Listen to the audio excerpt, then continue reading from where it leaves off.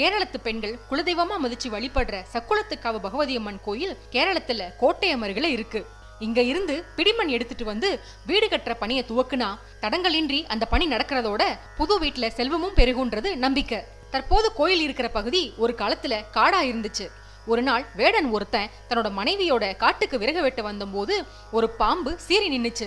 பயந்து போன வேடன் அதை தன்னோட கோடரியால வெட்ட முயற்சி செஞ்ச போது அது தப்பிச்சு ஓடிச்சு. கொல்லாம விட்டா அந்த பாம்பு தன்னை பழிவாங்கிடும்னு பயந்து வேடன் அதை விரட்டிட்டு போனான். புற்றை நோக்கி ஓடின அந்த பாம்பு அதன் மேல ஏறி புற்றுல இருந்த துளைக்குள்ள செல்ல முயன்றுச்சு.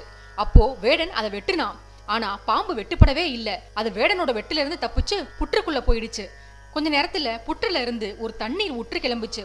இத பார்த்து நடுங்கி போன வேடனும் அவனோட மனைவியும் என்ன செய்யறதுன்னு தெரியாம திகச்சு போய் நின்னாங்க. அப்போ நாரதர் மாறு வேடத்துல அங்க வந்தாரு. அந்த புற்றை வெட்டும்படி வேடன் கிட்ட சொன்னாரு.